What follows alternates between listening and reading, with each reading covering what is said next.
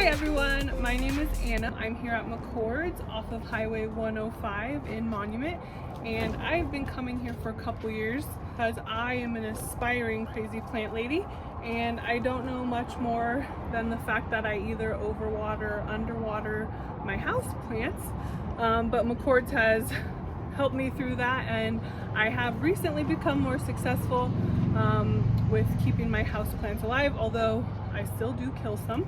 But rest assured, even the plant experts here at McCord's, they say they kill plants too sometimes. So anyone can be a gardener, and that is the great thing about McCord's, is that their mission is gardening for success. And they don't define what success is for each person. They leave it up to every individual to consider what their own success as far as being a plant mom or growing a garden is. So after me asking hundreds of thousands of questions, okay, maybe not that many, but a lot, they said, hey Anna, there's a lot of other people that have questions like this, so would you be interested in doing a little video series with us? I said, of course. So through these videos, we just hope that there's little tips and great ideas for aspiring crazy plant people and experienced gardeners alike.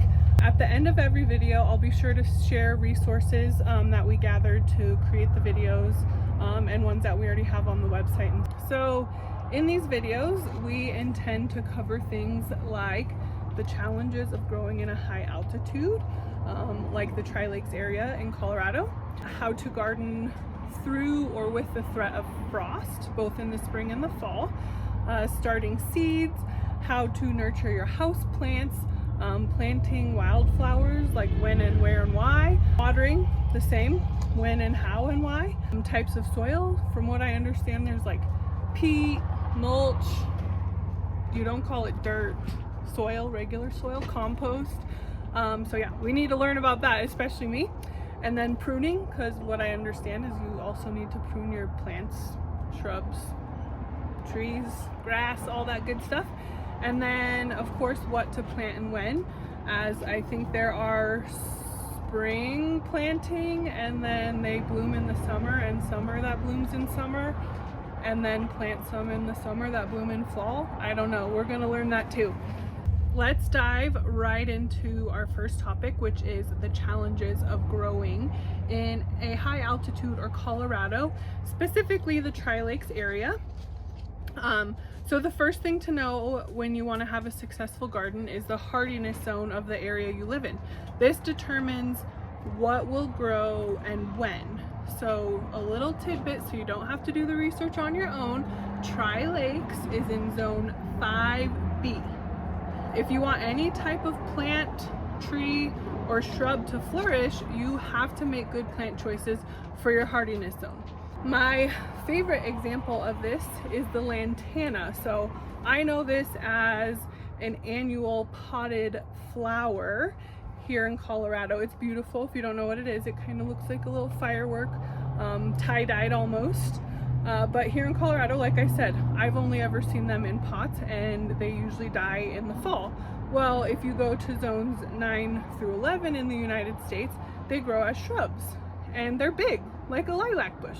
So that's a perfect example of how the same plant will grow and even survive differently in different hardiness zones. Another good thing to know about hardiness zones is that there are microclimates. So for example, on the north side of your house, where there may not be much sun or none at all, the same plant that grows in the shade on the south side of your home may not grow on the north side of your home. Mind blown, who would have known? I would have never ever known that had I not come to McCord's. So just remember, your hardiness zone is the first factor that you must consider when you're planning for your garden and even some of your house plants. If you have any questions about your hardiness zone, which most of you are in Colorado, but again, Tri-Lakes is different from Colorado Springs, so please get on McCord's website, send them an email, call them, or even stop by and get some first-hand knowledge for yourself.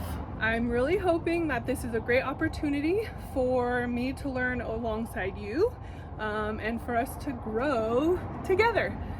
Here's to becoming crazy plant people.